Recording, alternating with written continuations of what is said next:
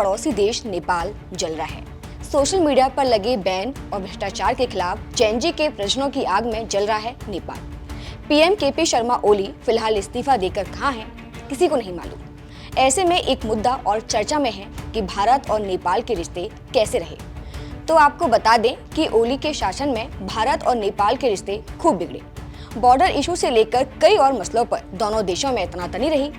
इन कई मसलों में एक बासमती चावल और उसका जीआई टैग भी एक मुद्दा रहा। इस वीडियो में जाने कि आखिर क्या है भारत और नेपाल के बीच का बासमती विवाद। नमस्कार, मैं शिवानी अग्निहोत्री और आप देख रहे हैं किसान तक। बासमती पर जीआई टैग किसे मिले, इसे अभी तक भारत और पाकिस्तान ही भिड़ते आए थे, लेकिन साल 2020 में नेपाल ने भी इसमें एंट्री मारी।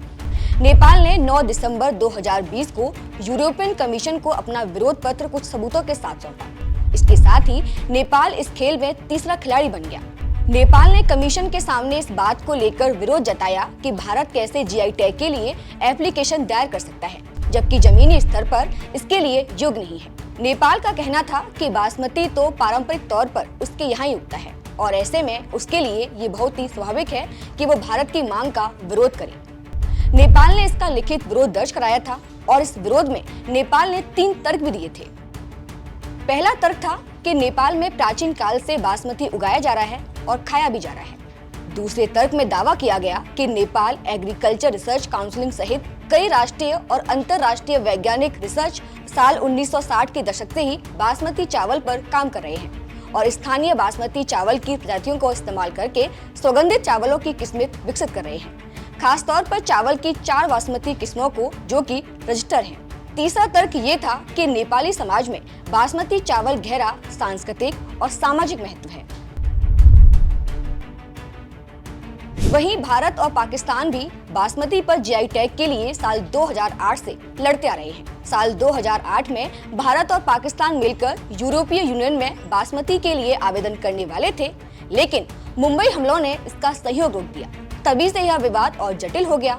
लेकिन साल 2016 में भारत ने अपने घरेलू कानून के माध्यम से बासमती के लिए जीआई टैग हासिल किया।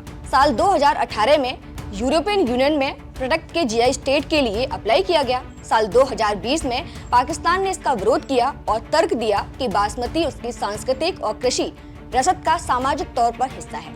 पाकिस्तान के अनुसार बासमती की खेती पंजाब और सिंध में की जाती है।